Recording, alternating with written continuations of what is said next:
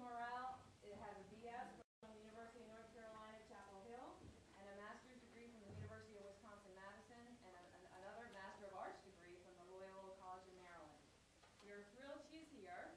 Thank you. And I wish her a warm welcome to CSM. Thank you very much. Thank you very much. I love this campus already. I don't know why I haven't been here before, but everybody's been so gracious and welcoming, and so I think this is like the best welcome I've ever had. It's fabulous. I mean, they're bringing me water and gifts and helping me move boxes, and usually they show up and they go, "It's over there, good luck." You know, and you're running around tech support, and they're like, "Yeah." I mean, they were here. It was great. They made me feel very welcomed. Oh, I have to be careful not to hit my mic. Okay, sorry. But thank you for coming to the session. So let me just do a couple of housekeeping things. We all know where the bathrooms are, right? Hopefully. Everybody have a folder? Anybody not get a folder? Okay. You should have also signed in. There's evaluation forms when we get break at lunch. There is basically a spatial visualization form you're going to need. We can get those to you. There are these books, AAUW.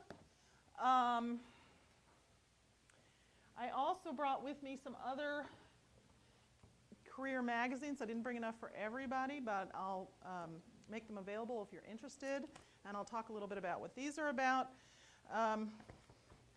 I also brought one science and engineering thing. We'll figure out when you win a game how to get that or something. So I'm really here to talk about two pieces. What are the root causes that are a challenge for increasing the participation of students in science, technology, engineering, and mathematics, and what can we do about it? And this is really a year-long course, so I hope you don't mind. This is the first 3 hours of our year. Then you'll have a master's degree. But I'm going to just start with the really high-level stuff, and if I get too bogged down, just kind of do this. I also want to know who's in the classroom. How many of you are from the College of Southern Maryland?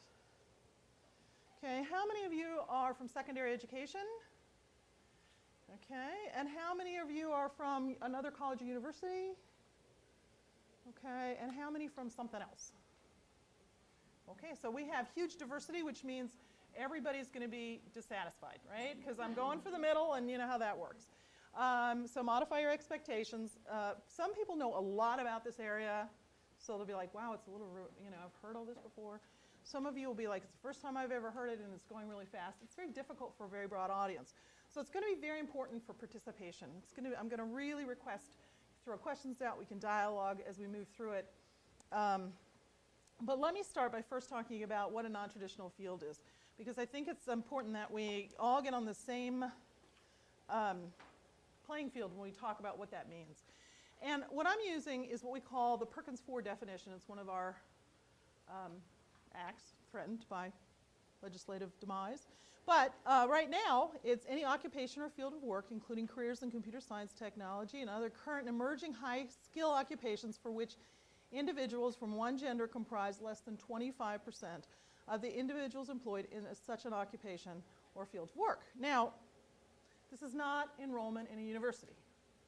So I often hear the question, well, wait a minute, 60% of students in colleges and universities are women, so, or 80% of the biology classes, or 50% of the math classes.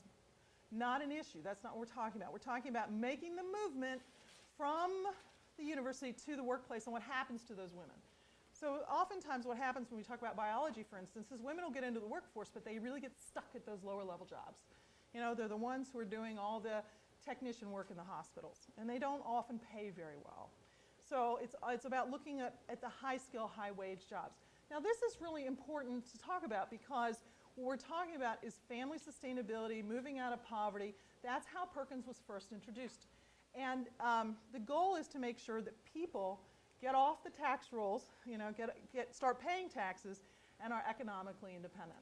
And so STEM is perceived as one of those areas, and has been for a long time, where getting men and women into those jobs, training them so that they have the skills to get those jobs, not only moves the country forward, but helps to sustain these families.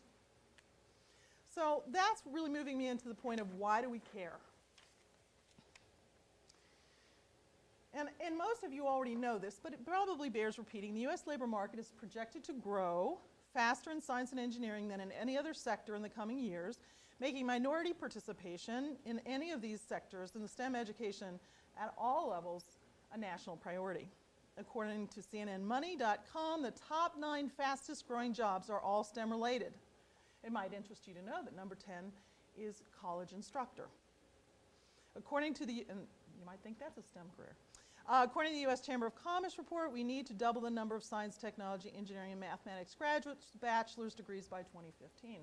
Now, I wrote up there, labor market demand is comparatively strong because it depends on where you live, right?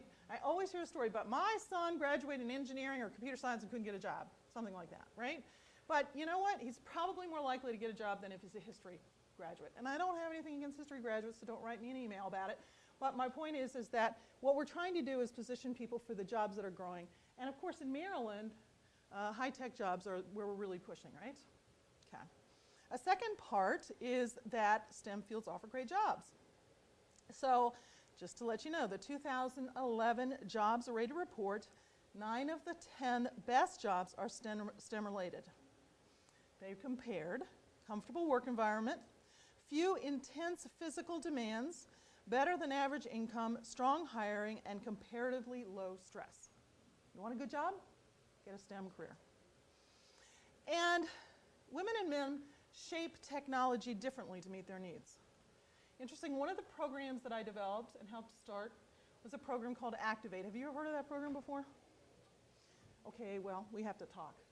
Activate is a program that actually takes mid-career women together with technology out of federal labs and universities.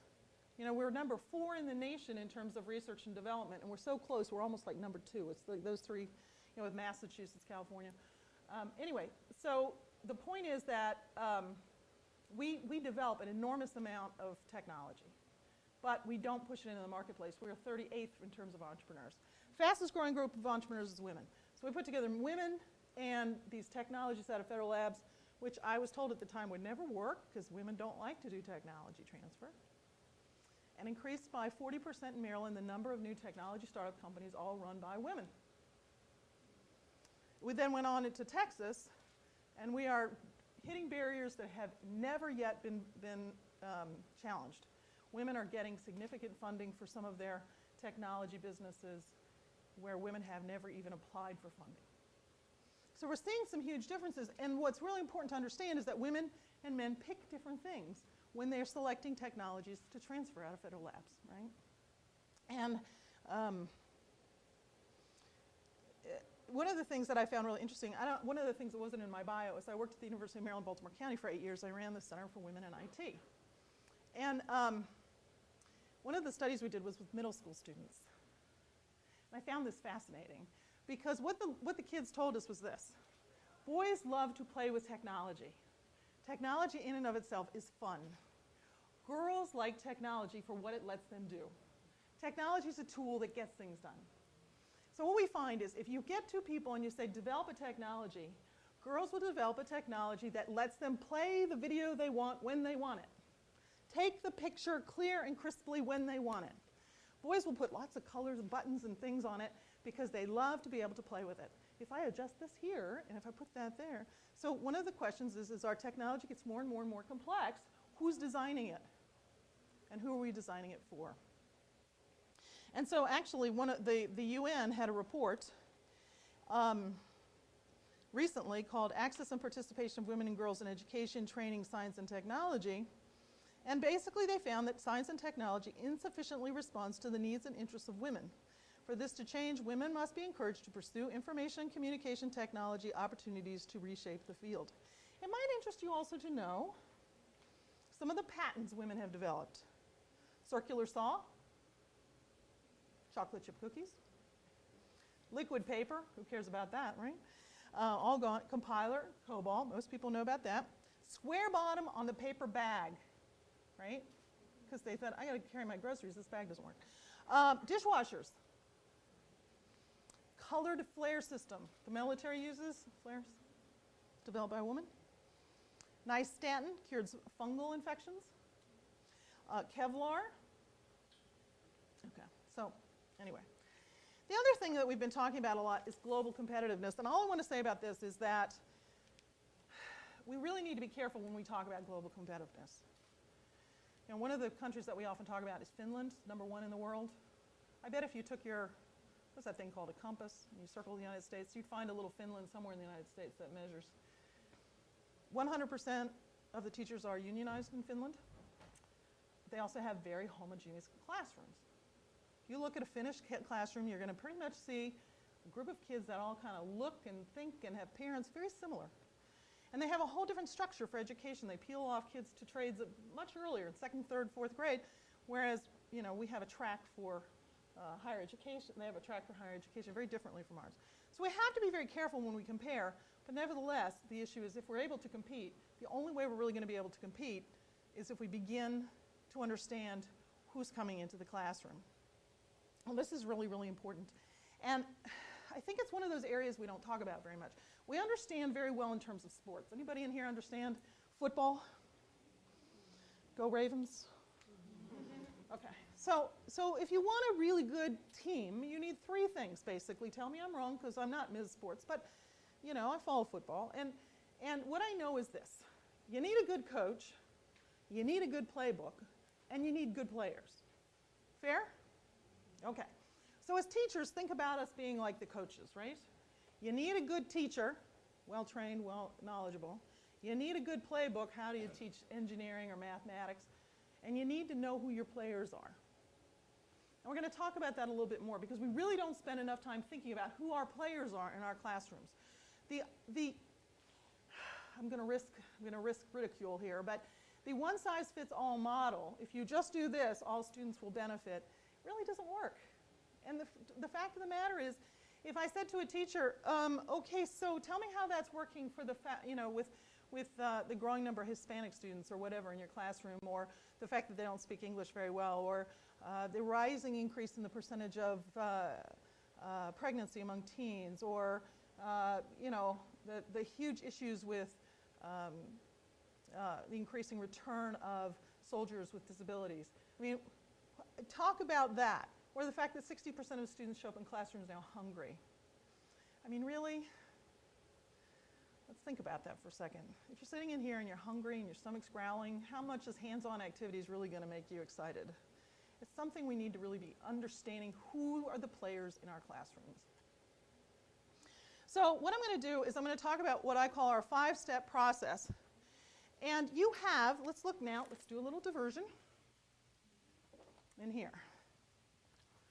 Okay. All right. So what you're going to find in here is a 5-step program improvement process. It's this little handout right here. Everybody get that? It's an arm movement, but you know, it's a movement. And it's warm in here. Tell me if you need me to open the door. Okay, you okay for the moment? Okay, all right. As long as I don't get too noisy. Okay, you with me, everybody? Nod. I'm going to see all heads nodding. Okay, that nod. Okay. So we have a 5-step process, and it documents it here on this. And some of the areas for when this proposal was set up, STEM-related career areas, this was funded in 2007 by the National Science Foundation and built on the program that was already created through the National Alliance for Partnerships and Equity. And it really is related to a process called Six Sigma. Are you familiar with that? Okay, all right. So it's a very science-based process that we really don't use very much around gender equity.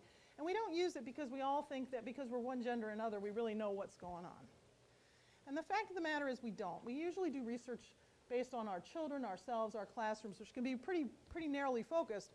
And what we really need to do is use scientific method to understand this. So when we work with, we're working now in 11 states, and actually delivering this in a number of other states, training program.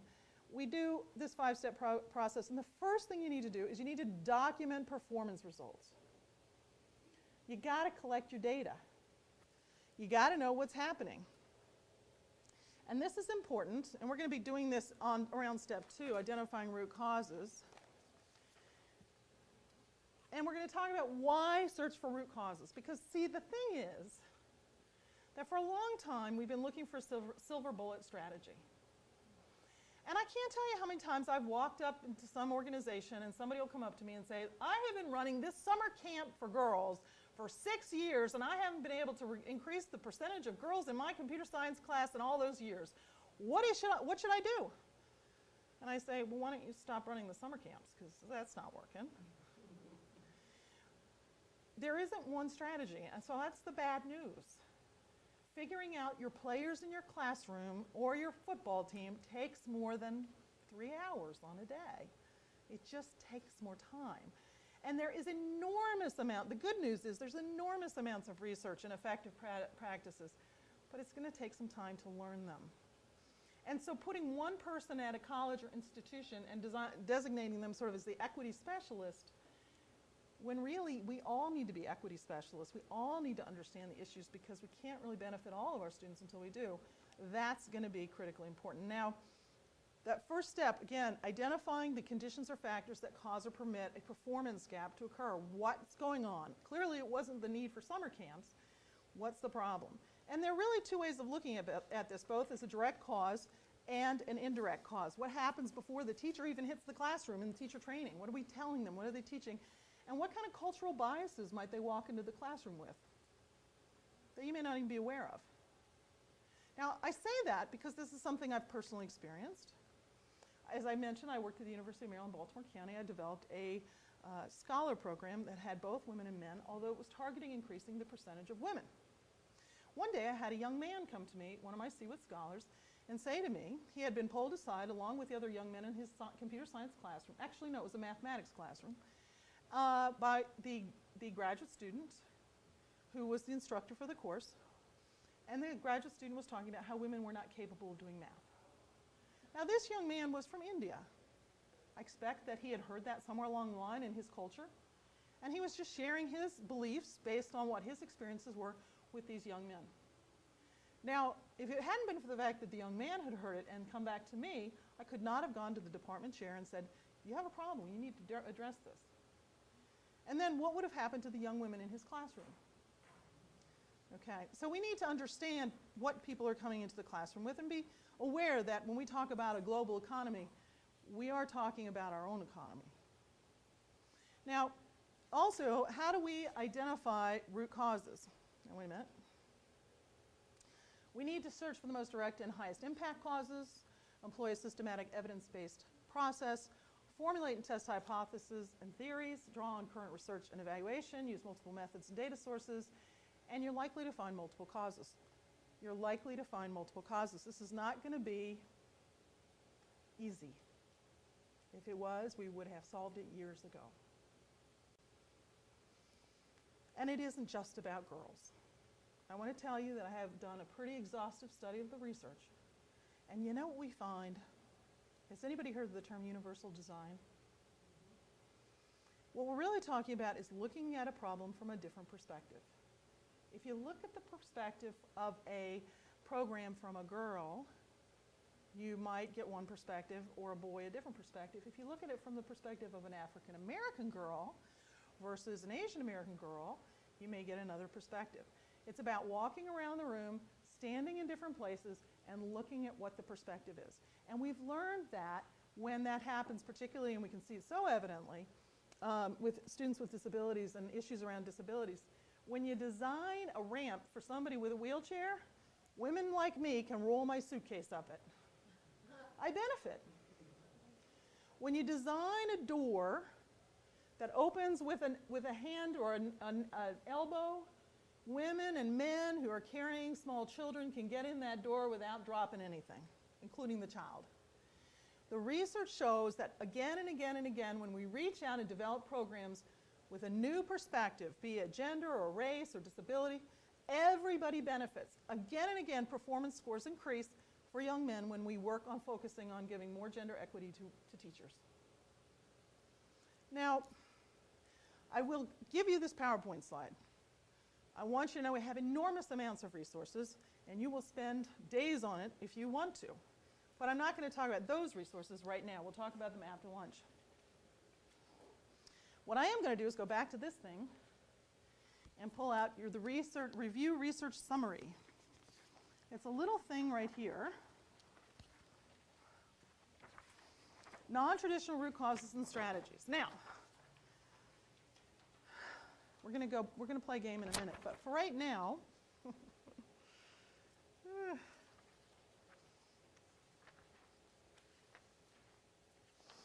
okay. I want you to know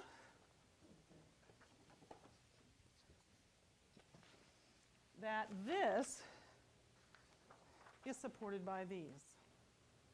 And you want to pat? You want one? We started here, we go sideways and back, and then we've got some extras if they're not enough. Okay, so what NAEP did was we spent an enormous amount of time figuring out what were the root causes and strategies that research tells us are the causes and strategies. And this is very important. Research is not one case study. Research requires replication. It requires, to the extent possible, random samples, right? It requires research in a peer-evaluated journal. So when I talk about these root causes and strategies, I'm giving you the best information that's out there. Now, the document that's coming around, and hopefully everybody will get a copy. If not, as I said, I've got some additional ones, lists all these and in greater depth.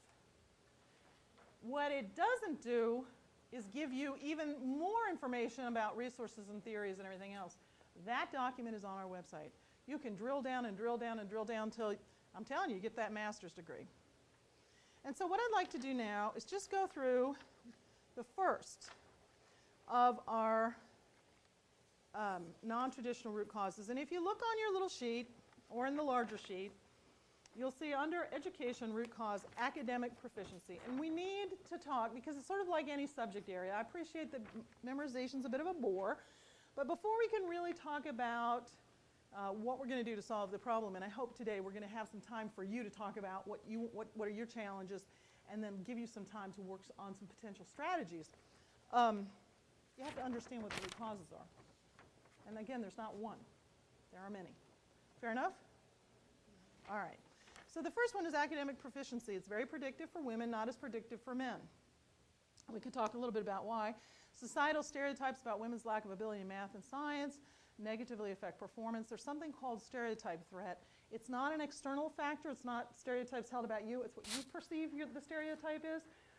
And there's an excellent, excellent book out by Claude Stevens. I think that's his name. But it's called Whistling Vivaldi. And I would strongly urge you to read that book. It's a quick read. And it talks about, he's the researcher on this. It's a very friendly version. I know colleges that have handed it out to every one of their students and faculty, because it really talks about how we internalize stereotypes and how it impacts our performance. And the speaker today talked about the performance of African American students, and I like the fact that we got to move away from assuming that every African American student is poor and living in terrible conditions. Stereotype threat is a way to talk about, by gender, by race, by cultural ethnicity, about what we think and how that influences our performance. Fascinating stuff. Also, attribution theory. Very important research that shows if you're taking a test and you don't do well on it, who do you blame? We have this one perception, and I noticed it in the talk this morning, and I thought, lots and lots of research that shows generally, and keep in mind, we have a very narrow focus between women and men. So when I talk about women and men, I'm almost talking about sort of a composition of people, both women and men, in both of these circles, but a certain group of people, but largely women. When they don't do well, blame themselves, right? So they'll say, I didn't study enough, I'm not smart enough, I can't do math, my mom couldn't do math, so of course it makes sense I can't do math. Men, boys, oh, he's such a stupid teacher. That book is ridiculous. I mean, just because I party all night, I've done it before and still got an A, can't be me. It is such a common perception. Now, the problem with that is this. When women win, it's luck. They got lucky. He asked the right questions, or she, the faculty, asked the right questions. They still don't take credit for it.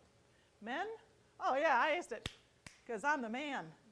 In fact, the United States scored higher on confidence than any other score. We didn't score particularly well academically, but boy, are we confident. And young men really helped to push us out on that. We need to kind of help young men understand the importance of taking responsibility for their behaviors and actions, and help young women also take responsibility for their contributions to their success. Okay, so you ready to play a little bit? Yes, that's what I like, affirmation. All right, so I'm going to pass these bags. One bag for 2 people, please.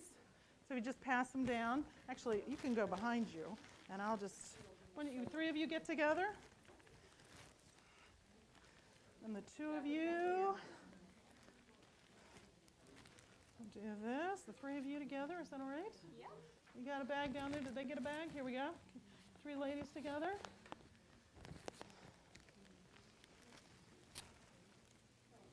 Now I want the stuff back in the bag. All right, if you 2 ladies, oh, 3? The 3 of you together, or is that all right? And you got a bag? Okay, they're good? All right. All right. Now, your job is to take the stuff out of the bag, look at it, and write down on a piece of paper what everything is. Give it a name. Give it a name. Now, it may not be an accurate name, but you still have to name it.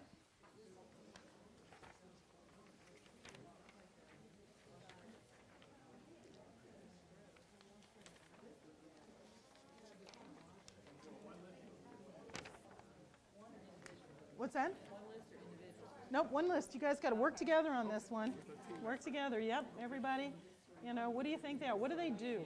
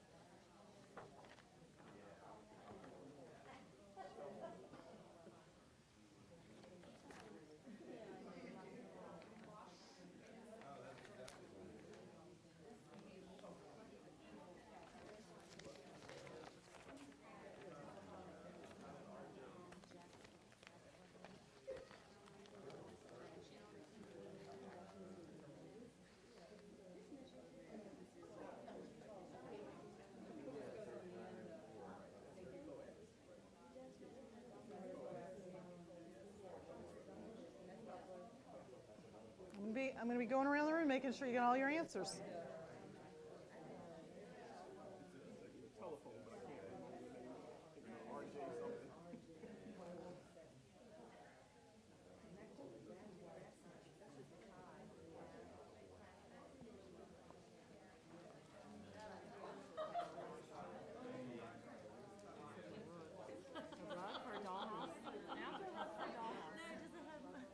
That's fine. That's absolutely fine.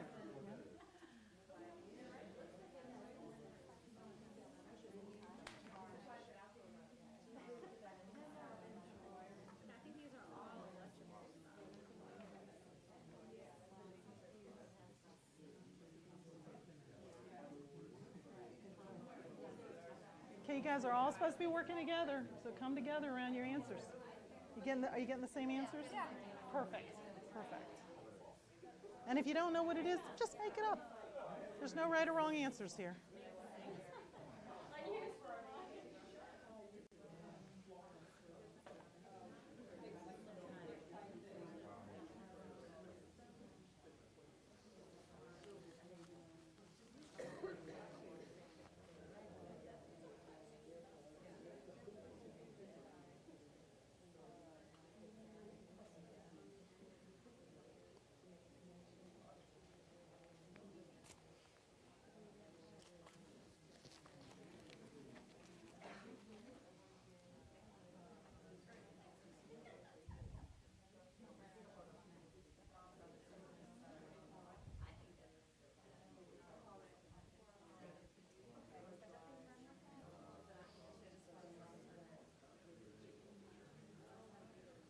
Okay, we about done? Get another minute or so.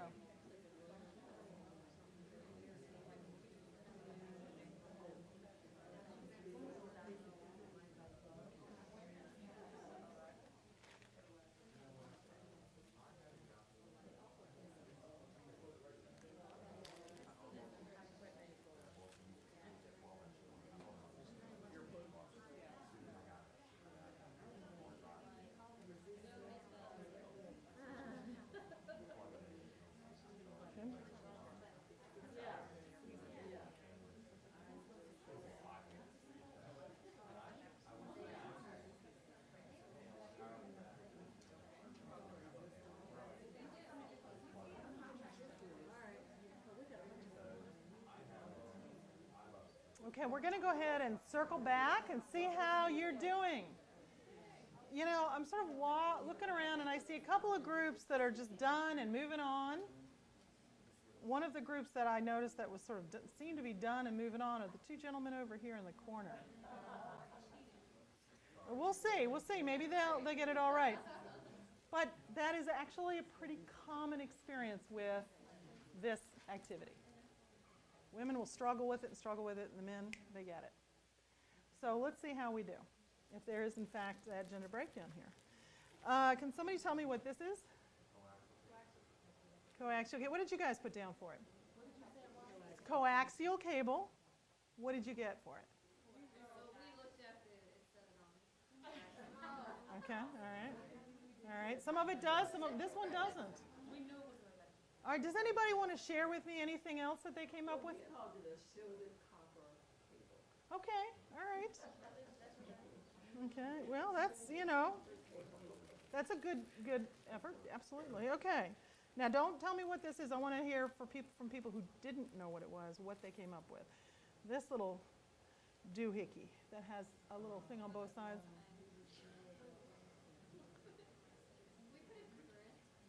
Current connector, okay, that's pretty good. Or it doesn't have to be, you know, just make it up. Anybody else? Okay, who knows what this is?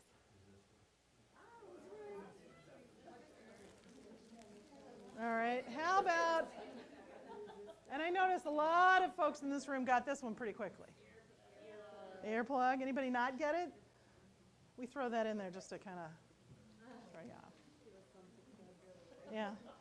How about, oh, I heard a really good one in here as I was walking around. Somebody said, what would you guys saying? A flying carpet or rug. Okay, all right, kind of could be, right? Okay. Somebody else, something, when you didn't know what it was, what'd you name it? Who knew what it was? It's a flat ribbon cable, computer cable, either one of those is good. Yep. All right, how about this thing? All right, good. Zip tie, yeah. All right, this thing? Cable connector, it's a coaxial cable connector, right? Okay. All right, how about this one? This with a little bulb on the top? The bulb? How about you back here, guys? Some kind of indicator light? Fuse? It is. It's a light-emitting diode. LED. How about this? How about this little thing? It's a toothpick. It is. It's a no, but it's just a toothpick. People like to do more with it than there really needs. It's just a toothpick. Okay. Now, this thing, you may have one of two. It's a little document with a little red thing on the end, generally. Okay. Gentlemen? Electrical wire lead. It's a wire connector, but if you're really good, it's, what else can you tell me about it? It's what? Male or female, right. So if it's got the little holes, it's the female, and yeah. Well, we know a man came up with that. You do know a man came up with that.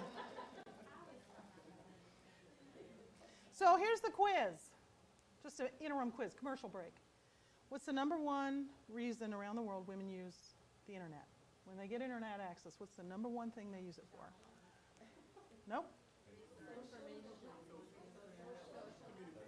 Healthcare research. Healthcare research.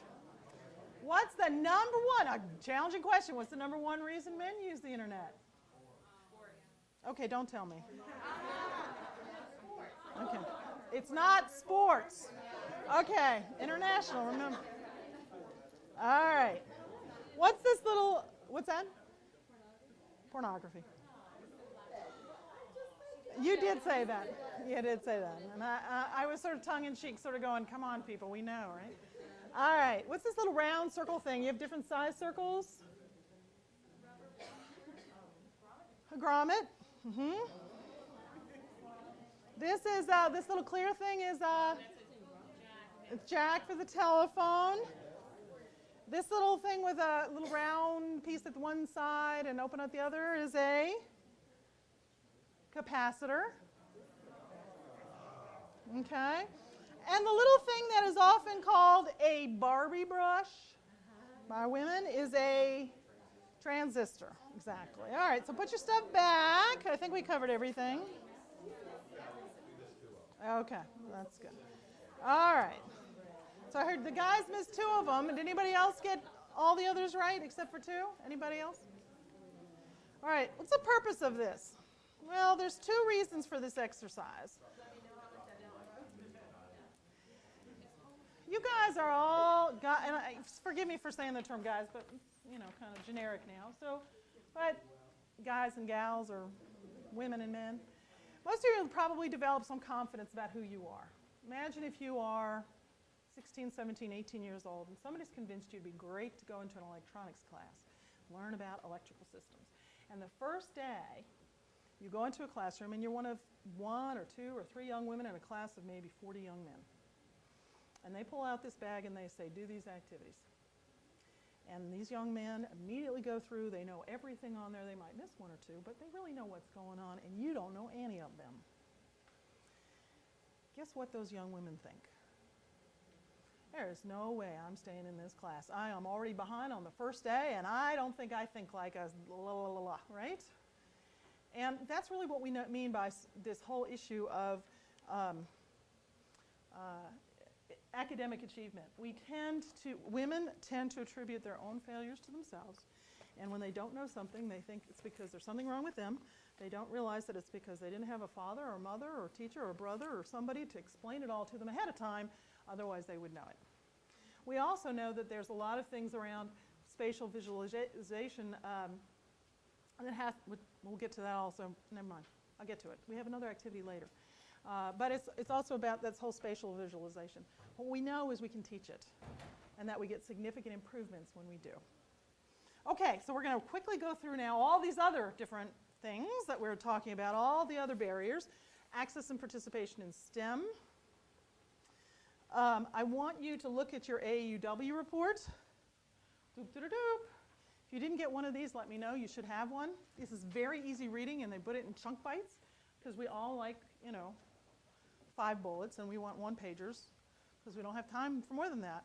But there are different sections in here, all based on research, and explains things with much more depth. And you might find this stuff really fascinating. In particular, there's this idea of a fixed mindset versus a variable mindset.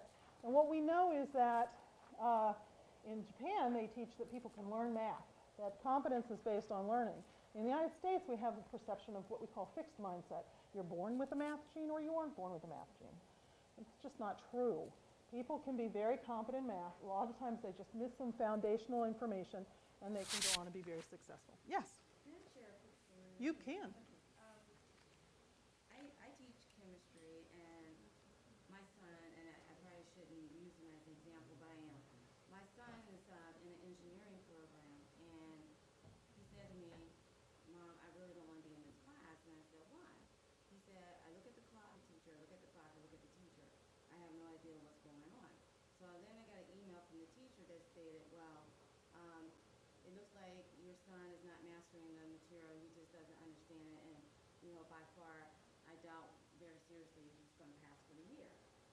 So I'm thinking to myself, how can this be? I'm pretty good at understanding mathematical concepts, and I said to him, I need you to bring all your materials to me and let's sit down and go through it. He had been studying with his father, and when I sat down and I started having a one-on-one discussion with him, he said, Mom, the way you break it down, he said, it's almost as if it's two different people. His father made the attempt to explain it to him because he has a degree in computer engineering.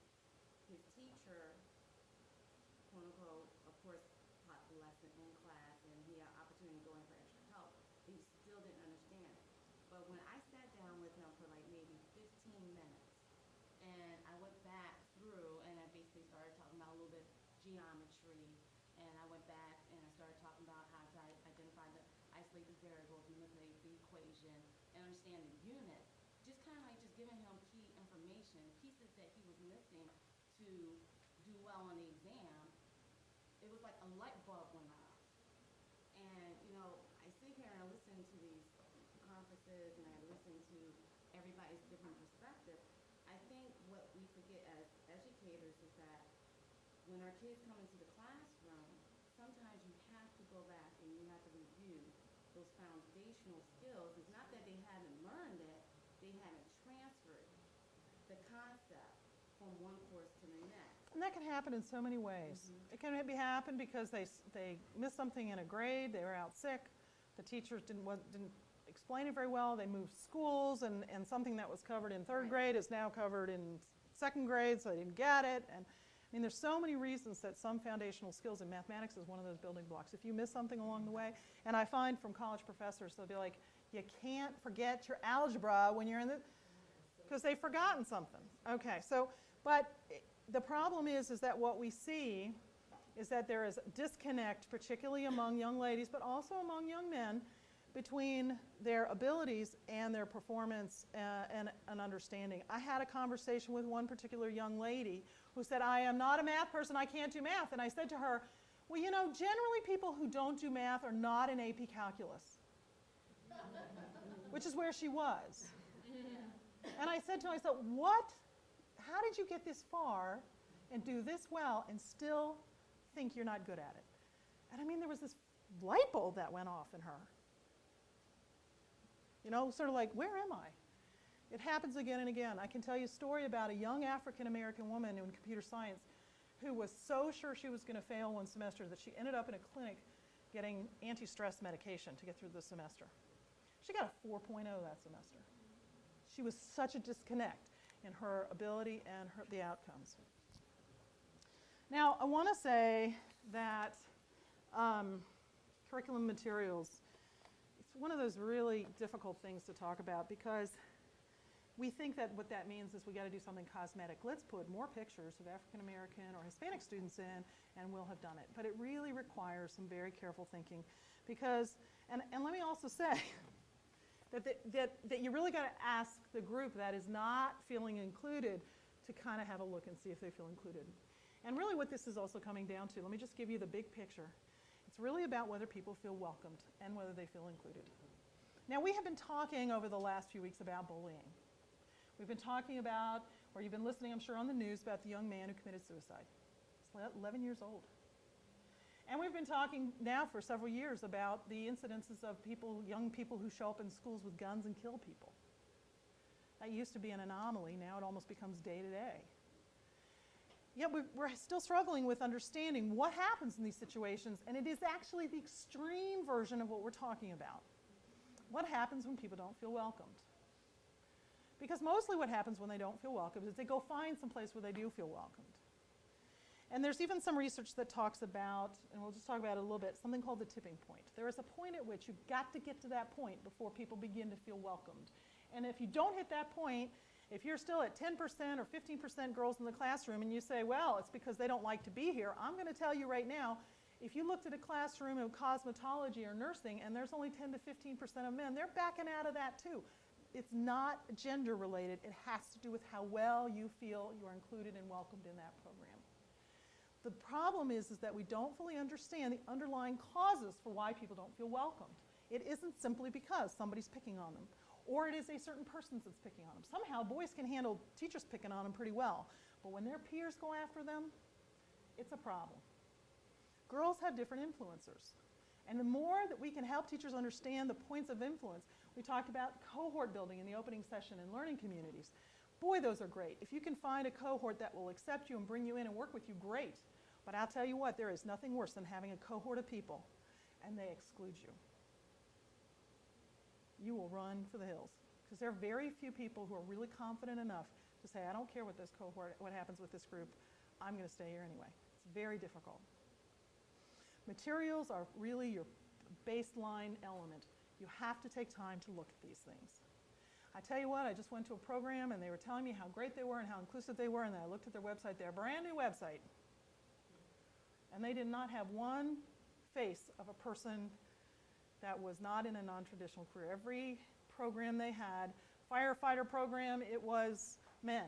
Their nursing program, it was women. Their elementary education, it was women. They followed all the stereotypes of what you would expect. And in their brand new building, where they had their automotive shop class, they had one dressing room. Brand new building, one dressing room. The women had to go down the hallway, if there were, down the hallway, through the doors, to the right, and dress in the bathroom. How welcome do you think those young women felt to be in automotive technology? You can say all you want. We want you here. Okay. So we have to be able to understand linguistic bias, cosmetic biases.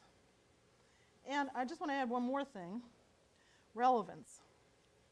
And I think that's when we're talking about the development of technology, we need to be talking about that as well. I often say to folks, when we teach engineering, we often use the example of changing a tire. Now, how many people in here have had to change a tire? It's pretty good. Okay. How many 16-year-olds have had to change a tire, or 18-year-olds? Okay. For the most part, it's not an experience. Now, how experience that people have had, particularly at a young age. Now, how many have had to do wash or laundry? Okay. How many teenagers have probably been around a washing machine? Let's at least go that far. Okay. And heard a tennis shoe that went ba-doom, ba-doom, ba-doom, right? It's a relevant experience to most young people. And what we need to do as we look at our curriculum is to think about how we make it relevant to their lives. And not just relevant to the lives of, the majority population, but the minority population as well. And so we have to look at what does that mean for their experiences. We can't answer that question until we become familiar with those cultures. Okay. Now, instructional strategies. Instruction begins first at home. How many people have small children or children in the home? Okay, how many of you have daughters? How many sons? How many beaux? Okay. One more question. How many of you women tell your children, if they have a problem with technology, to go ask their father? Okay. That's really important because we influence our children long before they get in front of a teacher. And if you tell your child to go talk to your father about technology, it sends a really strong message. Recently, we had a program called Girl Power in Maryland. Over 500 young ladies came. 75% of the parents who brought them were the fathers. One, that's really good because we know that most young women have some strong influence in their life to go into a STEM field. And since they often don't have mothers that are familiar with STEM fields, it's often the father or the brother or the uncle. However, there's also a strong message when the mother doesn't show up that this is not something she really supports. The number one influencer of a daughter's career choice is her mother. And so those decisions to show up at those events, even if it's the father that's pushing it, is really a critical message. So instruction begins at home. In the classroom, we look at things like questioning level and wait time. And there's so much research that says we wait way too long for the boys and too short for the girls. And these are implicitly held biases. These are not things we do intentionally. I find myself in a meeting when I'm looking at my watch, it always seems to be when a woman is speaking. Because something intuitively lets me think it's okay, she'll forgive me. But I better pay attention when that guy is speaking. Do you think it was my father's military upbringing? I don't know. Student-teacher interaction, classroom management, cooperative learning design. You get the idea we could do a master's degree here? Classroom climate. Boy, this is exactly what I was talking about with the bullying. Fair treatment, sexual harassment not tolerated or ignored, supportive learning environment, classroom location on campus, physical environment, and subtle micro messages. Let me just say something about 2 points here. What we hear from teachers is that there is no gender bias, there is no harassment in their classroom. There's no experience of that. What we hear from young ladies, particularly, and we did the study around computer science, so forgive me for this, is in particularly at colleges and universities, is that generally speaking, they can expect to be sent porn. They can expect, if they have to work late night on a computer program and there's a lab that they have to work in, because the software is very expensive, so they can't have it at home, that they may be sexually harassed when there's no instructors around, and that they're afraid of being labeled in some way if they speak up about it. And so there are real challenges for your students that you may not fully be aware of. Yes? I have to share that I had the opportunity to teach at the first public school in Arkansas. They separated in middle school the boys and the girls. And I chose to go to the boys' side of the campus. And the first thing that happened was the girls' test scores went way up because they felt safe. They didn't have the harassment issues anymore. And then the next year, the boys went up because they learned that there was nobody harassing more than themselves. And for many other different reasons, there's more to it than that. But I wish that we could have more opportunities in public schools and even in colleges that if you chose you wanted to have an all-female or an all-male, it just as a choice, not strictly all that, but it was an amazing experience. And let me just share, and I think that's exactly right. And generally speaking, you'll get different experiences from different people. Research has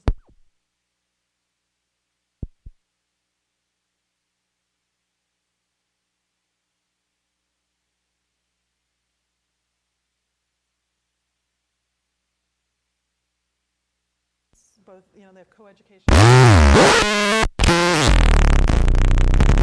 And if you have women in the dorms with men. It's one of the reasons they put them together. Yeah. I have to be honest here, one reason I'm here is because it's an issue. When I said I teach chemistry, I didn't experience the gender bias in undergraduate. However, I will stand up and tell that anytime, anywhere, there is clear, intentional gender bias in chemistry at the graduate, especially at PhD levels. And I will tell you, there were people who were beat out just because they were female students. And this was when I was a graduate student. I thought maybe this was just a DC issue. And I went to Illinois, the same issue. I went to Colorado, same issue. I went to California, same issue. UC Berkeley, same issue.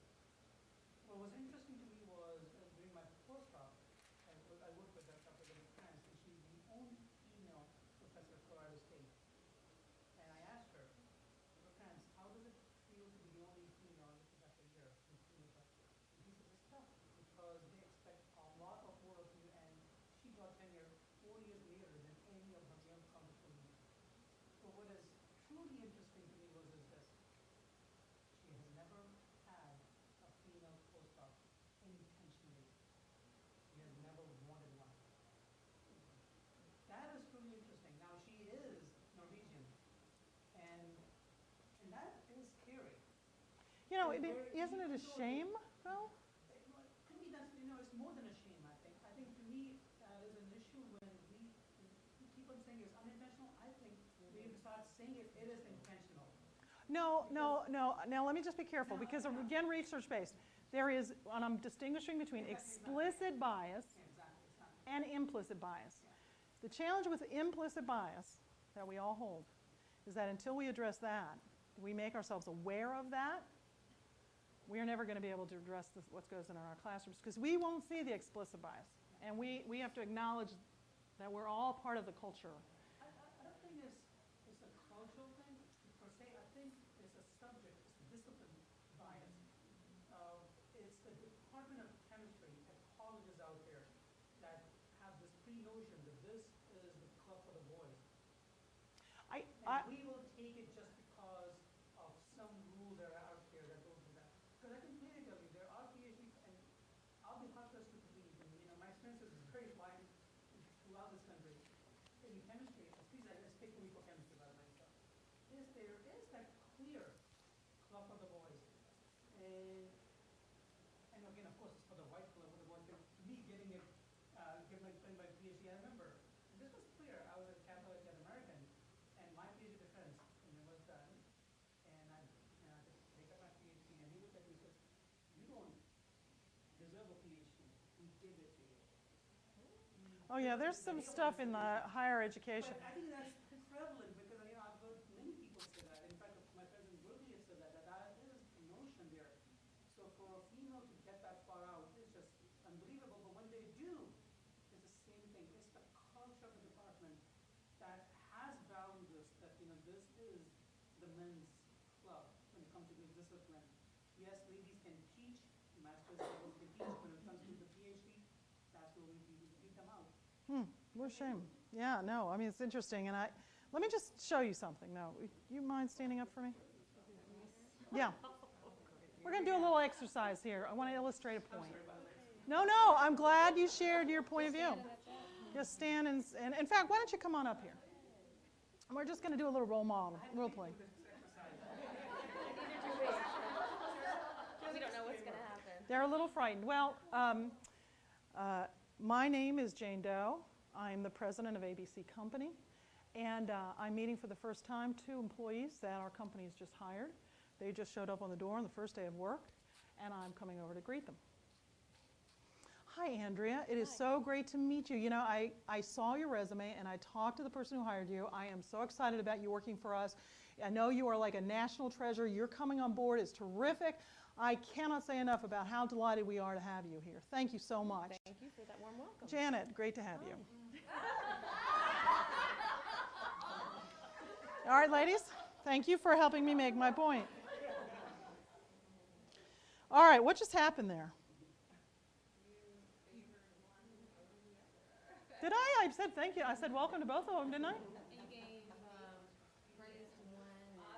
How long do you think the second one's going to stay in my employ? Have you ever had that happen? Yes. That's a micro message. We do it all the time.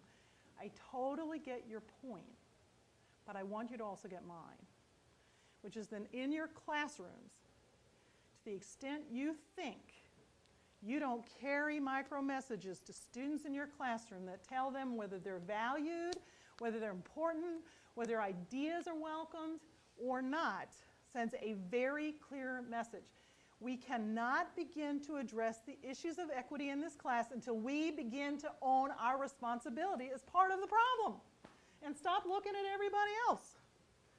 And that's what research tells us. This is going on in the classroom subtly and informally, and girls and boys will tell you they were dropping out of whatever field they're dropping because they're not good at it, or they don't like it, or they don't fit. And the way they get there with that attitude is generally because somebody has told them that, and it may not be explicitly, it may be a very subtle series of micro messages called micro inequities. And when you accumulate enough micro inequities, you get a clear message, but you will never be able to say where it came from.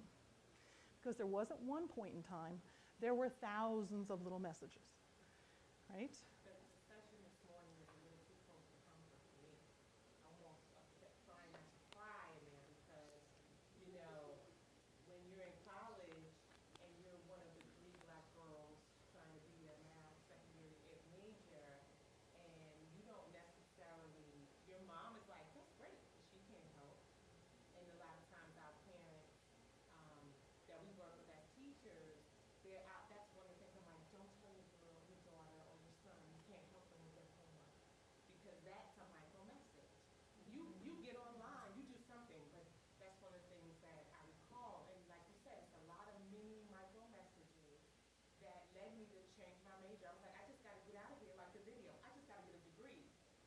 took the whole, circle that I went backwards and then took the coursework backwards to go back and be able to teach math. But it's not right that I had to do it that way. And so my big thing in class is about civility. That if we're all treating each other with civility, then we'll all benefit. I'm going to object with you too. Okay, go ahead. Civility. I gave the second woman civility. You don't want me to be civil. You want me to include you. When I come over here to my two good friends who I happen to know because they live on my street, they look like me, they come from the same culture I do, and I'm much more comfortable with them, frankly. And I'm an instructor. We go there. We bring stuff in the classroom with us, right? Hey guys, you want to go out and get something to eat afterwards? I would like to take a couple students. I love to have some time with my students. Well, can we bring our friends? Great. But I could also say, I don't know you. I would really like you to join us too. Do you have time? What is the difference? She doesn't want me to be civil because hi, how are you? You want to go out? She wants me to invite her to lunch. She wants to be part of the cohort, part of the group. And if you're a young man in nursing, you don't feel part of the group. But when I see the word fair, it's like, okay, I'll be fair. Oh, and so the rule is it's not fair to anybody. I'm just saying when I see the word fair, that's what I think. Yeah. So I appreciate your Well, perspective. can I quickly share something that I thought of when you were sharing your experience with your child? My son, who's now in college, was at Coaxial Middle School in the 6th grade. And he was always good at math, and he always excelled at math. He got into a math class, and the first week, I think the first week of school, they had orientation. At Coaxial, they had orientation.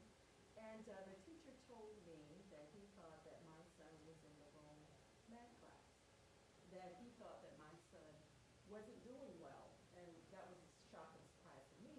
And right away, I couldn't go into talking because there were other parents around, but I said, honey, what are you doing in math? He said, well, Mom, we're just doing basic math. We're just reviewing. We're just finding out where we are, basically. And so I called and scheduled for an appointment to meet with him. And it turns out the teacher had made a mistake. And what I did was, I asked my son, I said, how many black children are in the class with you? It was just an enrichment math class. He said, Mommy, I don't know. I don't pay attention to things like that. I said, that's fine, but look around and see. He was the only black male in the classroom. And there was only one other black student, which was a female.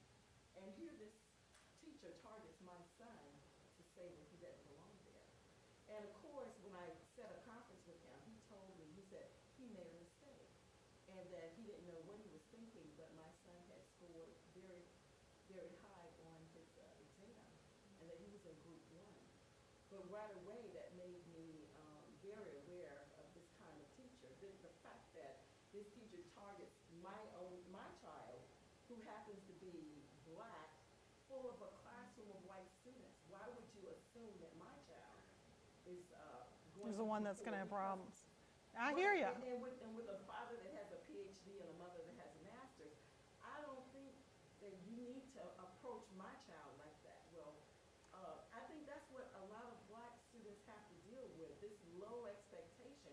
And like you said at the beginning, you cannot believe that every black student is raised in a single-parent household where mom or dad has no education, or even because they may talk a certain way that they don't have the resources that they need to be successful. But what bothered me, and I'm going to cut it off, what bothered me the most though is my son, my youngest one, who's in 9th grade now, went through the same program at Coaxial, and I know that Coaxial is the smallest middle school, but again, the only black males that were in the class with him were in the band and in PE.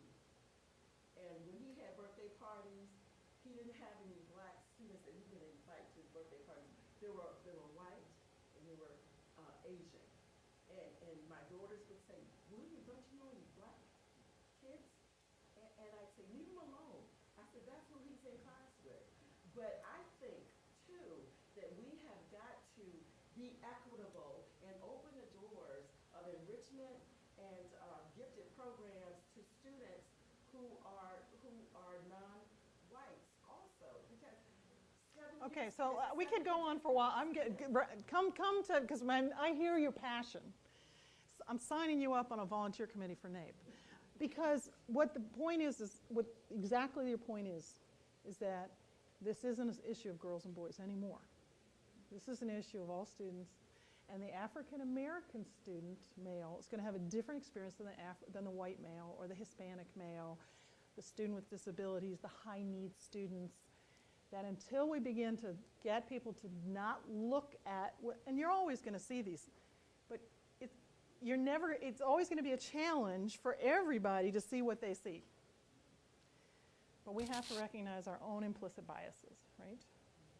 And to the extent that we can help that teacher see, because you know what? I expect he's like, I don't see any racial bias. I'm not like that. I don't do that. And intentionally he isn't. I mean, he probably didn't intend it to be that way. But you saw something. And so the issue is, how do we help our teachers recognize it in themselves, right? Because wouldn't it be great if your children don't have to tell the same story 30 years from now? Because that's really what we're trying to do. And I tell you, I keep hearing people, oh, we're just doing this quota thing, and I'm like, well, we've talked about it for 20 years, but I don't think we've really done anything about it for 20 years. Not really systematically, not research-based, not with a 5-step program, not with finding it. So you're going to help me do that today. Okay. And I love that passion. And I'll bet you that everybody in here has a story. Even, and I don't mean to pick on the gentleman here, but they'll have a story too. Right? Absolutely. They'll have a story too. Okay, so early exposure we talked about.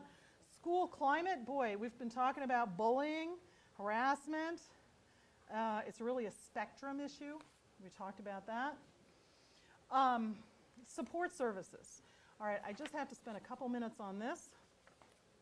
In 2007 to 2008, roughly 13% of students received special education services, 39% for learning disabilities, and 22% for hearing and speech impairments. How well are you instructors, faculty, ready for students who walk into your classrooms with special education needs? Okay, good. I got one. In the U.S., approximately 10% of all 15 to 19-year-old females become pregnant, and 52% of them bear children, 72% of them as single parents. According to ABC News, America's teen birth rate began to rise in 2009 for the first time in 15 years. Do you know what to do when you end up with a young woman in your classroom who's pregnant, is going to be a single parent, and needs to remain in school? What support services do you have? Okay, I'm signing you up too. Okay.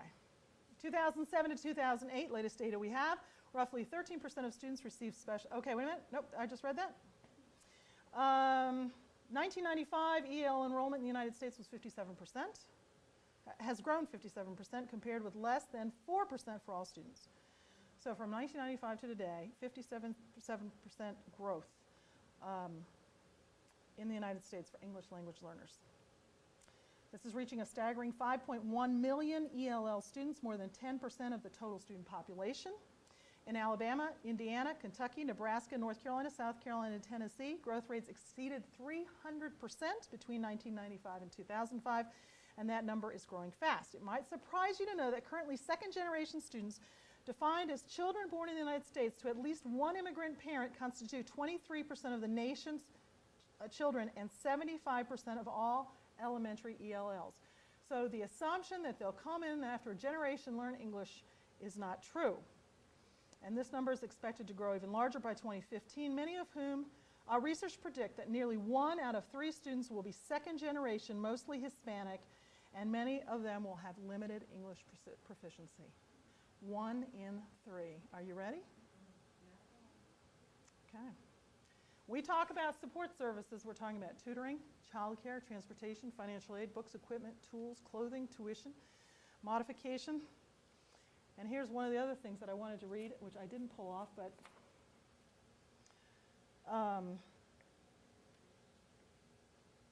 hunger. Nearly 60% of all students show up in your classroom hungry. 25% of all teachers feed their children from their own income. You ready for that 60%? The children aren't paying attention. They're not joining in the group because they don't know where the next meal's coming from. And many children with the free and reduced meals, they don't sign up because they're ashamed or they're embarrassed. All right. Career guidance materials and practices. Let's see, we have time for one more exercise. We do. It's got to be more than brochures and posters. I mean, they talk about the four-year education as being, the most expensive career guidance you can get, right? We do not spend enough time trying to help our children explore what their opportunities are. Interest inventories, they're designed by human beings. At the end of the day, there are some biases in those as well. We have to be very aware of that. We can talk about that. Yeah. And generally speaking, most children have a lack of understanding of careers, which can work for us. If you want to get girls into automotive, tell them they can be like just on that, fast speed, whatever that movie is. Whatever they're, the CSI effect, I can't tell you how boring. Okay, I shouldn't say this if you're in that field. But some of those professions are just not as nearly as exciting as they seem on television. But you get them in the door, and they'll stick with it. Okay. All right. So we did the techno bag exercise, but we didn't do the visual exercise. Let me do that for you now. You ready for another exercise, stretching? Okay. All right. So here we go again. We're going to... You can each have your own bag, I think. Actually, I'm going to grab two of these, and then if you pass that back. Now, you should have the spatial visualization thing. This is the one I was sort of talking about earlier, so I did these backwards, but you'll forgive me, right? Right. All right. That's very kind of you. All right, the instructions, you have the instructions for this exercise.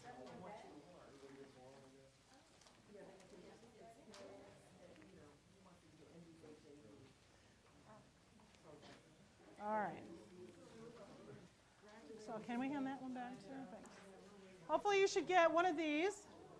You can use these blocks or not. You'll take them. And you're going to, if it's helpful to you, to build this little diagram, right? And you're going to circle the letter beneath the isometric sketch of the object that corresponds to the coded plan shown on the left. So you see this little coded plan here? So your block should be 2 high, 2 high, 1 high, 1 high, 2 high, 1 high. And then you figure out which of these, A, B, C, or D, matches this coded design. Now, has everybody got blocks? All right. I'm going to give you 4 minutes to complete this first page. You need another? You need one of these? Oh, shame. Here you go. There you go. Anybody else need one?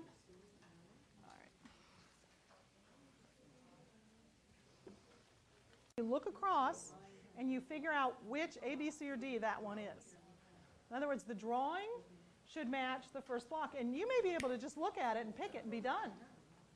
You may not need to use the block. Right. Just see if you can figure out which design matches. Yeah, so is this one D? Well, I thought two, 2, 1. That's why I picked that one, because there's 2 of them. There are 2 levels, and then 1 level for that column. And so I don't know what that column is supposed to mean. Well, that's the other. So keeping in mind the dimensions of this thing, it's multi-dimensional. So then you should be able to also match up 1 to 1. Oh, to a different one. No, Oh, it's the same oh, one. it's the same one. So That's you the may back. need That's to the take front. these out and That's the build back. this. Oh. Mm-hmm. I was just looking. I thought it was 2 separate ones or something. I wasn't sure. No. It is a little difficult, the whole thing. All right, so let me show you. This is brilliant. See how they've done this? They've taken the blocks and they've put it together like the Diagram on the right-hand side. Okay, good. Well, if you can do it without the blocks, don't worry about it. Oh, okay.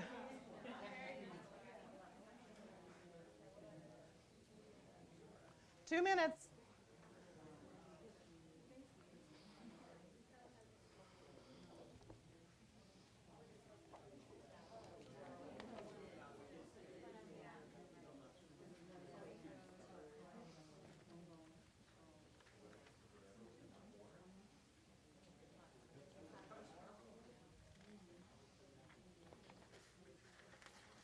If you have a chance, you can go on to page 2.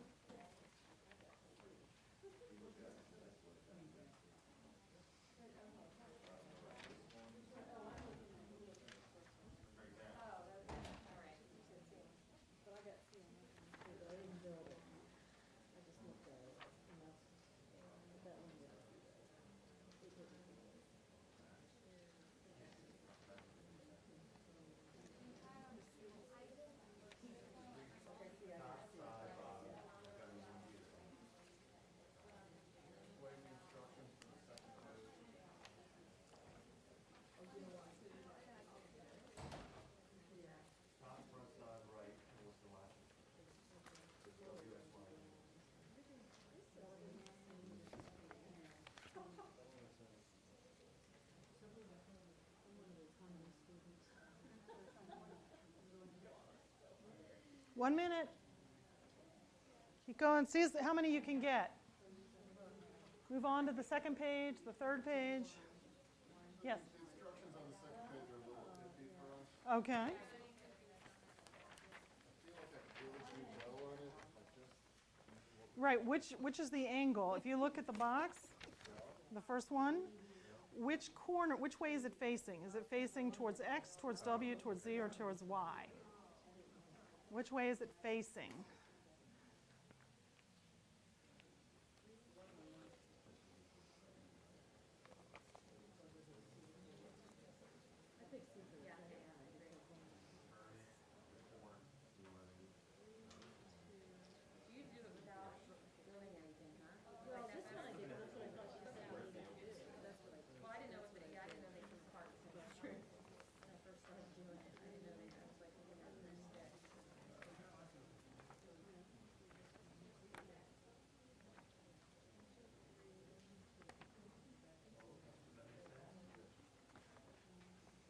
Okay, time's up. How many finished page 1? Raise your hand. Okay. How many finished page 2? Raise your hand. 2? Okay. Started it? Okay. All right, number 1, what's the correct answer? A. Correct answer for number 2? And correct answer for number 3? D is correct. You guys are wonderful. All right, we'll just do a little bit on page 2. Number 1, which way is it facing?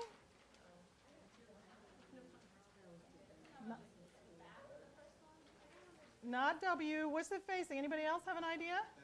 X. It's facing, see how it's facing towards you, all right? And right in front of you is this little gap at the bottom. That corresponds to the little gap that's next to X. Yeah, that was a little confusing. Did anybody do number 2? Y is correct. Number 3? W. Number 4? Nope. Z. Good. 5? Y. And 6 is W. And I leave you to work on the last page, and I've got answers if you'd like to take them with you, and extra copies if you want to take it home and give it to your spouse tonight. Okay.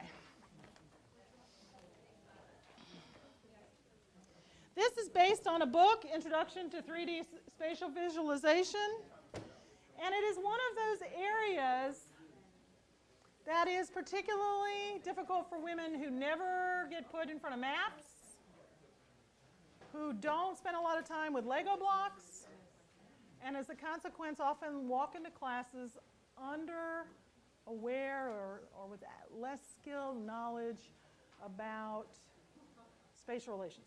But it's teachable. It is teachable. I'll let you grab it. It's called Introduction to 3D Spatial Visualization. Okay, so here's my plan. We're out of here at 12:45, right? So I'm going to zoom through these slides, 5 more minutes, and then we're going to spend the last 15 minutes continuing our discussion so that we will, all right, everybody listening, so that we are well positioned to begin our effective strategy session when we come back. Okay, so bear with me. Occupational perception, everybody gets this, right? Family characteristics and engagement, we've talked about a little bit. Negative messages from people with emotional influence are difficult to overcome. You've seen this in your children, young people. They don't like to overcome their parents' perceptions. Role models are really important. Lower socioeconomic males are more likely to choose non-traditional careers. Upper socioeconomic females are more likely to choose non-traditional careers. Love to have a conversation about that. Self-efficacy, your belief in your capacity to be successful in a career. And boy, there are speed bumps all along the way, including, we just heard from a group of young women who said they weren't going to go into a particular profession because they didn't think employers would hire them. They didn't think they could go through the whole program and be successful, but they really didn't feel like the business community would give them a job. Okay, so this again is something you can, and here's to your point, I think. I'm sorry, I can't read the names. Members of disadvantaged group have to accumulate more than 1% of advantage to be considered the same as the advantaged group, right? So they have to do better to be perceived as equal.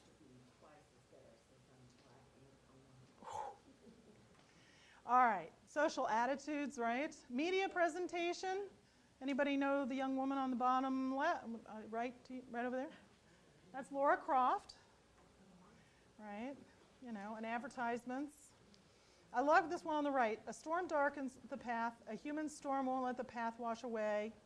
Using a steel shovel and an iron will, Angela Bessonette digs the ditches that protect the Appalachian Trail from the destructive weather. Timberland is proud to honor someone who pulls on her boots and makes a difference. Don't you love that? Again, want to be part of that group. Want to be excited about who you are. Student attitudes, peer influence, fear of looking dumb or looking smart. You know, there's this whole factor, again, around minority participation. You can't, it's called the tall poppy syndrome. If you are a minority, standing up and being smart will often get the ridicule of your peers. And that's a real challenge. How do you overcome that? Girls are more concerned about appearances than boys. Let me just say something about that as well. PG County, Project Lead the Way. Have you heard of Project Lead the Way? Perfect. Did you know that PG County is the one county in Maryland where the number of girls exceeds the number of boys? How are they doing it? They're not doing anything. There is a belief, there is a theory, a hypothesis that needs to be tested, that because many minority women have to already overcome the barrage of negative messages, that they're used to it and doesn't bother them as much as women who are white women who may be more exposed to it. When they hit that cultural bias, they retreat much more quickly. That's a theory. It's fascinating. Love to study it. If you've got any research money, let me know.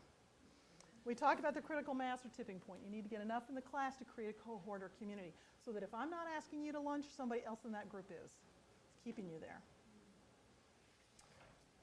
Non-traditional role models. You have to be able to see someone, to believe. That's one of the things about President Barack Obama. Love him or not, he is an incredible role model for this country about what can be achieved. Of course, it's not enough. It's the first step. But it is important to at least begin to see yourself in that way. Not to appear, you know, we have these stereotypes of what a scientist looks like, and what a mathematician looks like, even in that way, you can be a role model. Very important to overcome those, absolutely. Lots of stuff about what we call implicit bias. Again, that whole idea, and there is a website, and we'll talk about it. It's one of the effective practices. It was done by Harvard, and you can go on this website and take this implicit association test and test your implicit bias. And one of them is around gender and science, and it's a speed test. I don't know. Okay, but it's on their website, and I'll give you that site. Okay, so let's do this. We have about 15 minutes. Let's talk. Let's just have a few minute talk. So afterwards, what we're going to be doing is we're going to be laying out pieces of paper, and we're going to be taking all these different root causes. And you're going to tell me what you think are your root causes, what are your issues in your classroom. And then we're going to compare them to the options for strategies. We're going to talk about what are some strategies.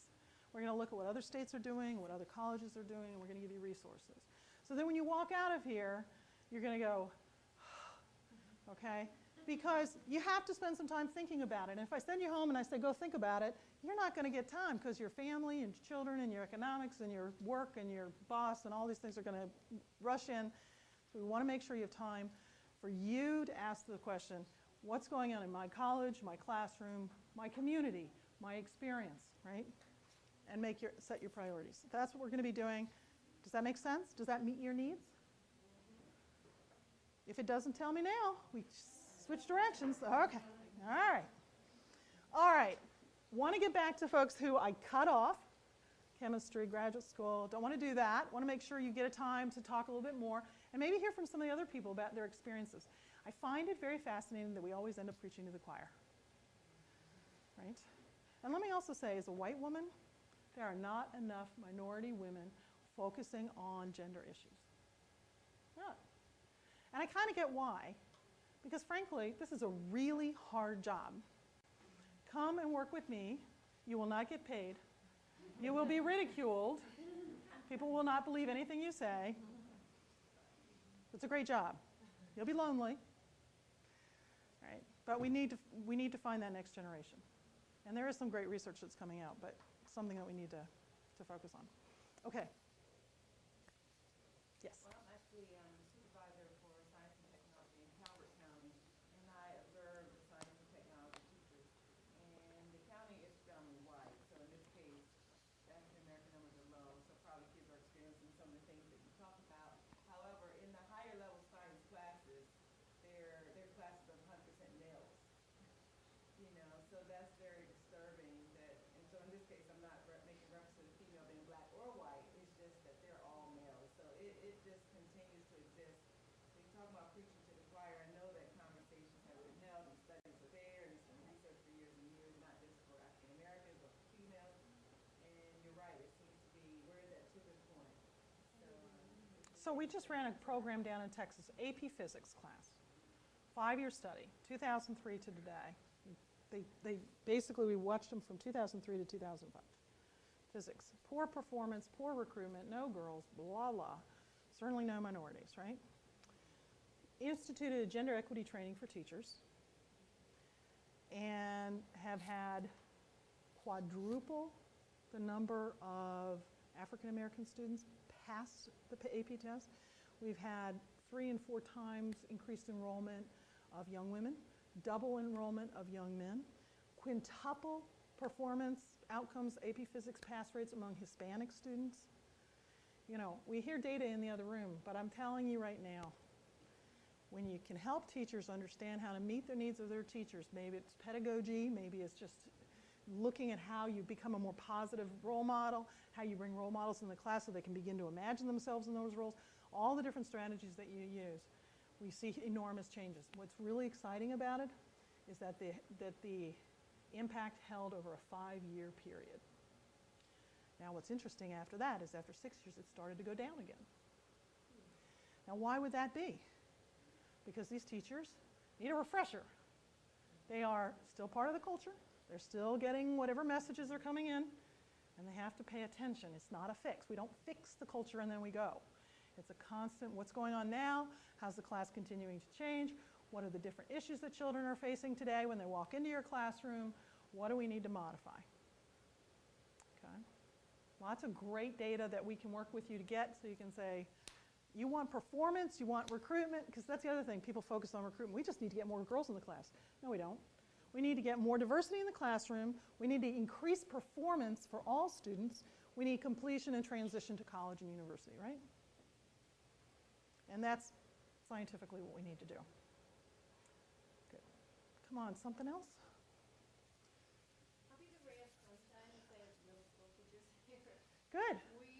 My goal is so that what this gentleman said doesn't happen anymore, that we put the self-esteem in both boys and girls, that I can do it, I can do anything, and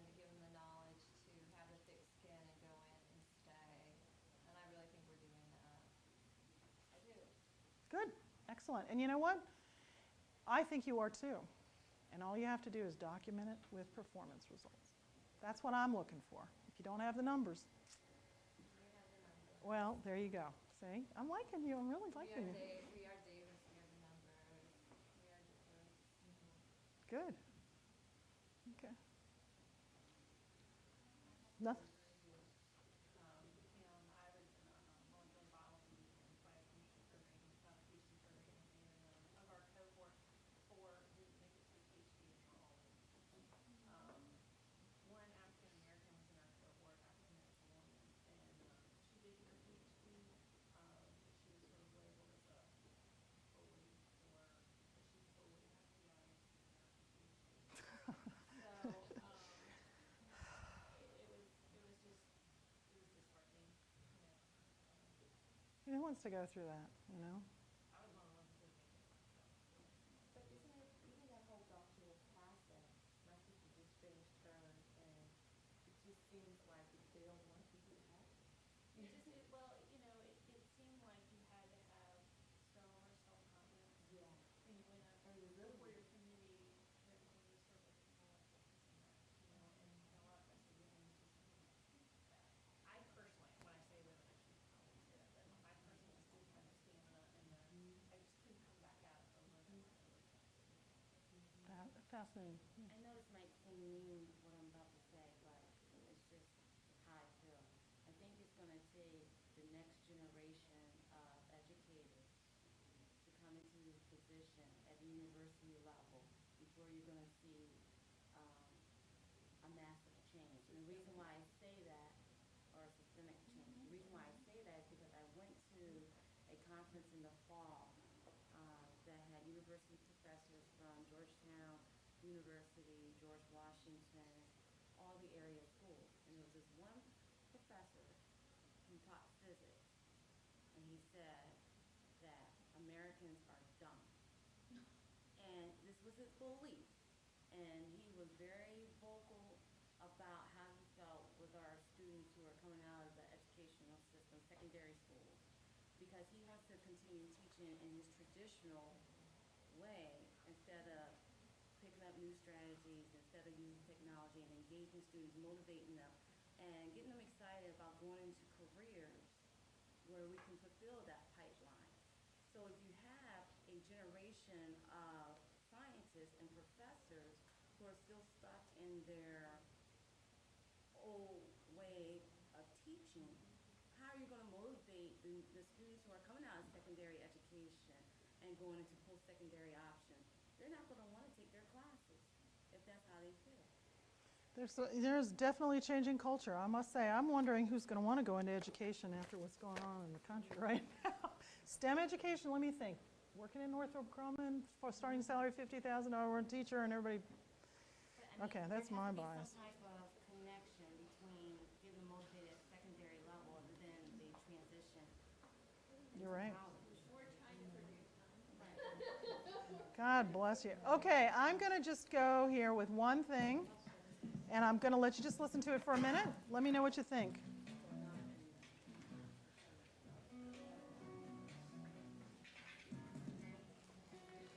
Should go off. It's 3.5 minutes long.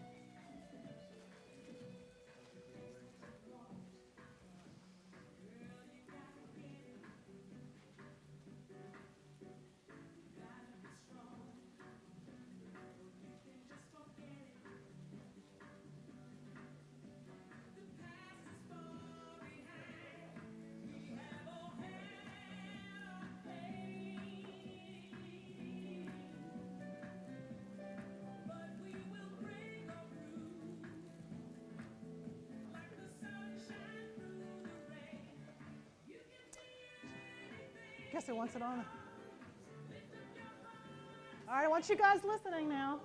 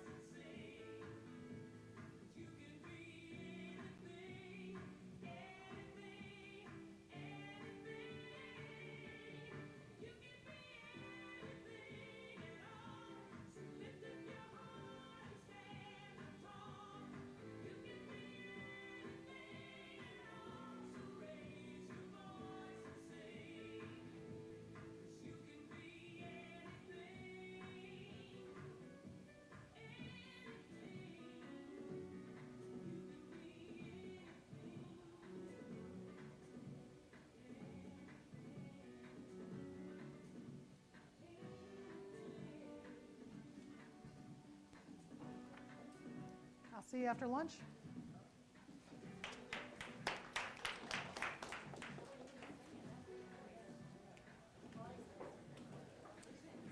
I think it's on YouTube University. University. Okay. There is information on how to order these. That probably would send you a free copy. So just if you take one, and there's just a couple of them. This is the value of sitting in the front row.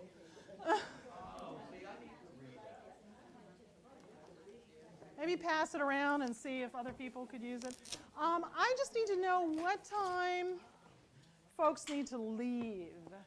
If anybody, the session I think goes to 3:30, right? And I know a couple people, you need to leave by 2:30. Somebody else has to leave by, oh, okay, all right. Could you just make sure they all have a copy of my evaluation? Please make sure you fill out the evaluation. I'm just going to go ahead and pass these out. These are bookmarks, but they're also a way for you to rate our conference. It has the website on there that was the same website that where you register for the conference, but there's be a click where you would rate the conference.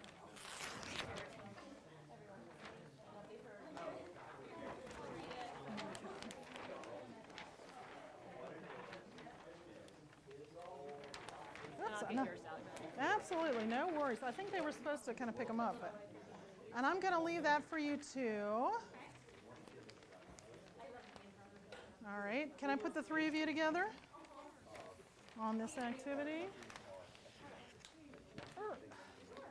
Okay, and I apologize for the stickiness, but it's going to be valuable later. There you go. Three, and so then I need a couple more.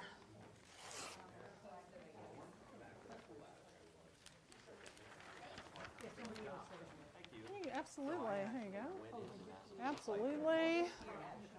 Okay, does everybody have a large piece of paper?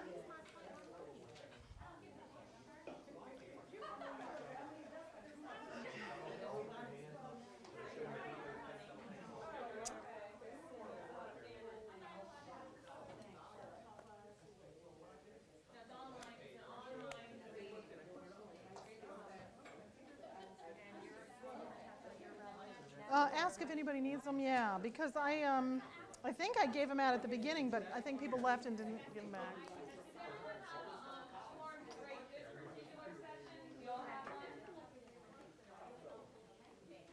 Please do make sure you get those. They're so important. All right. So if you have a white piece of paper, you should have, oops, I need to give you ladies a white piece of paper. You should have a container of tape. So I'll let you take one and then pass the other two to whoever has one.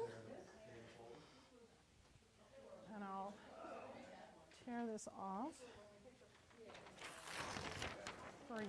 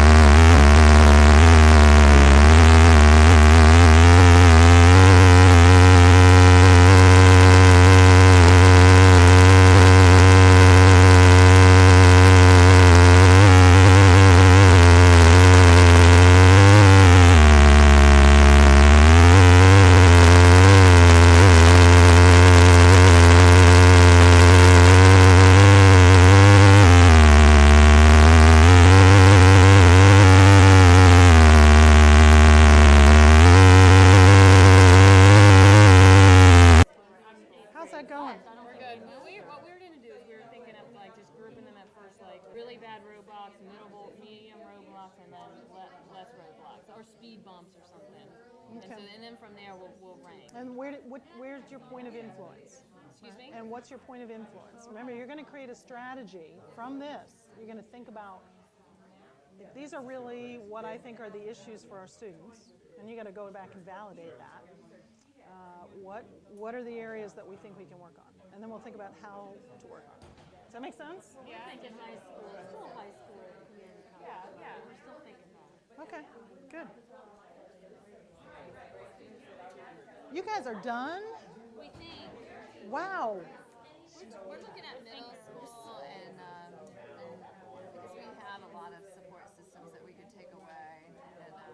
And, These are the areas that you feel are the priorities for your school. For our kids. for our Perfect. kids at our school. All right, very nice. Okay, so just keep chit-chatting among yourselves. It sounds good. You guys are like way ahead of the game.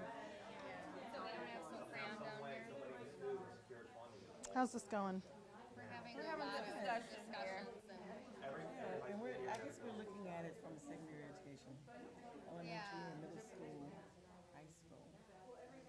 It is a pipeline problem, isn't it?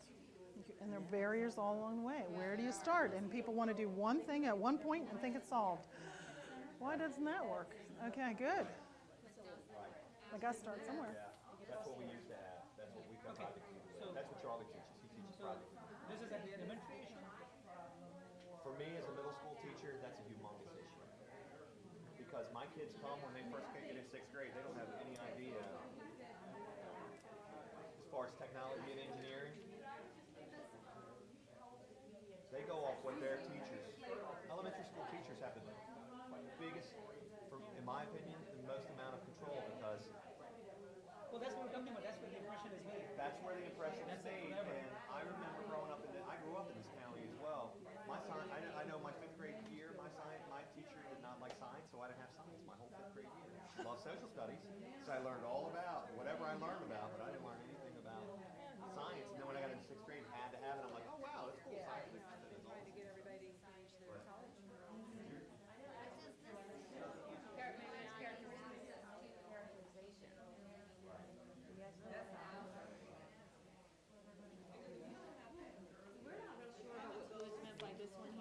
Okay.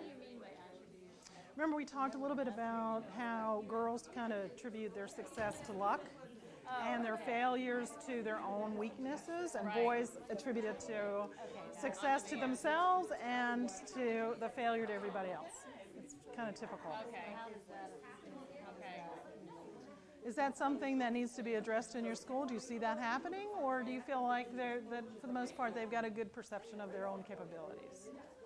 That's hard. You know what's hard about that is because I don't talk to enough people to ascertain. So maybe one of the things that you're recognizing is the need to get in and figure out what are the issues in my school. I don't really know what the problem is. So how can you fix it? The ones that are upset. They're the ones I talk to, and so I don't know if that's fair. Yeah. Even because there are plenty of ones that are not upset. Well, it might be interesting to talk to students who are failing and talk to students who are succeeding and ask them what they attribute their success or failure to. But that would help others too. And listen to it by gender. And then also, maybe also let them listen to each other. I would think would be good. See, and I'm big on, I'm always saying effort, and I don't give you grades, you earn your grades, and those kind of things. I say that in my classroom a lot. Yeah. High, medium, or low.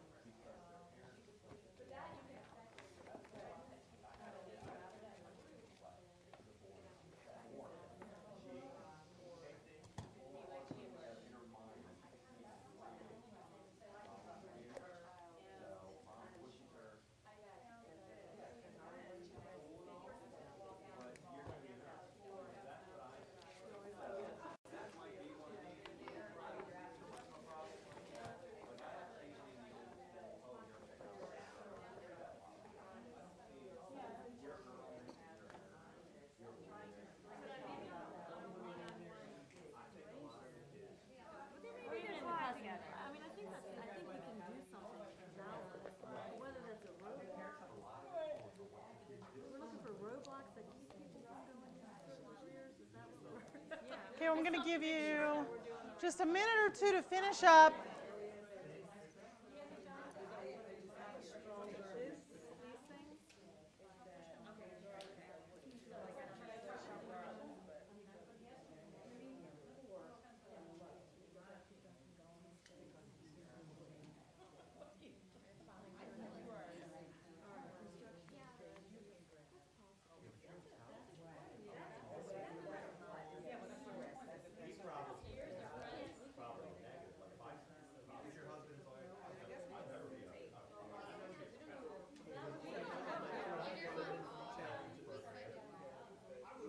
There's no right or wrong answer here.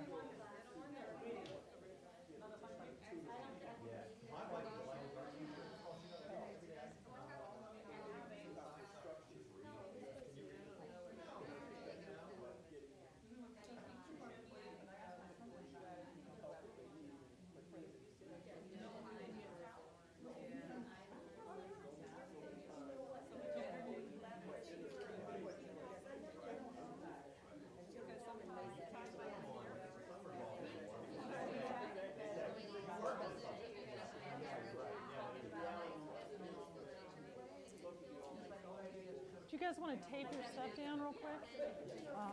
Make sure you've got your stuff taped down. Ladies and gentlemen, just make sure you've got your stuff taped down because I'm going to ask you to stand up. And in fact, if you're ready to go, maybe you can be our role model on how we want to present this.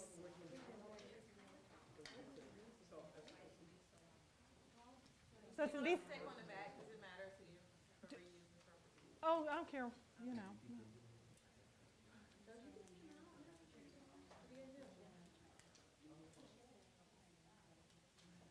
Okay.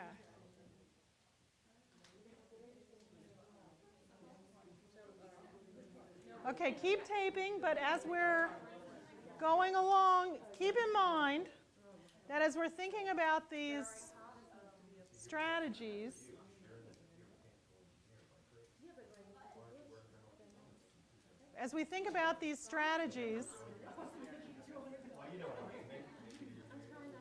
okay, we need to kind of come back.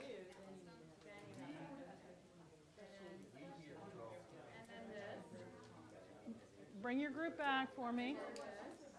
See, the men are off talking. Oh, they're working over here. All right. I got to be careful about my own stereotypes. No. I'm just saying. I may be like, oh, that's the guys. They're back there. Okay. All right. But I was asking a legitimate question. He was asking a legitimate. He's focused on this. He's so focused. That's a good thing. Yeah, it is relevant. That's a good thing. All right, but we want to give these lovely women here a bit of our attention to hear what they came up with, and I would be interested to know as you're going through how your strategies. You can't now start changing around your strategies.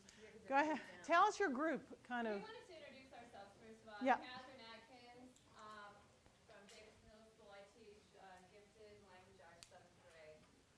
I'm Jennifer and I teach 7th grade science. I'm Georgia and I teach 7th grade outdoor. And we're all very happy to be here. These aren't in any particular order, but we feel very fortunate at our school. We have a lot of, because it's a new school, so we didn't feel like media or supplies were a problem where we were, but we did feel like these were chunked together. School climate, family characteristics. This moves in access to participation in math, science, and tech. Like maybe they just don't have enough time and availability because we're so chunked in. Like if they wanted to go and get extra help, there isn't that opportunity really during the day to go and say, hey, I want to go and learn a little bit more about this. They can't do that because they're on a schedule. I do want to say in terms of access, you have to constantly assess your students and where they are and how you're determining what classes they're being placed in. So that's really critical to why we have it on the Right. And we have there's not a whole lot once school starts to move them. You know, if we see, oh man, they need to go up or down, it's really hard. You said what school, but are you in this county? Yes, Charles County, Davis Middle School. Role models, we feel we need role models, not just on career day, but all the time, and a diversity of role models and a diversity of jobs. Like bring them in, not just career day. They need to see it. Career guidance, materials and practices. We feel we need like 5 more counselors in a whole center. We're at a school 1,100 plus, with the same amount of counselors as a school of 300. So, I will say in terms of lately, I know the college hosts a Women in Math conference. I know that there's something coming up at the University of Maryland. So thankfully, we are within 20, 30, 40 miles of some of these great resources for our women and girls. But it really has to do with collaborative effort, because a lot of times as teachers, we don't want to take our time off work to even take the kids and encourage them to participate in those things. So that is a part of that career guidance. Can I ask you a question? That's important. Are your counselors just general counselors, or are they career guidance counselors? They're general. Counselors. Yes, but I know that they do teach them. They have this software that they do where they're actually having those early conversations about career. Okay. The job lands. Bridge something? Okay, yes. Okay. And that's actually been one of the criticisms about counseling, is the careers are changing so quickly that it's very difficult for the counselors to know about the careers. Well, and when you don't, the bridges is great, but then when you don't get to see these role models, how do you really know? You need to see somebody in that. You know, I can say I want to be that, but having the opportunity to talk to somebody in that career would be challenging. And you make a really good point about that too. Research has shown that 1 day a year for about an hour has no effect on students' career choices. So.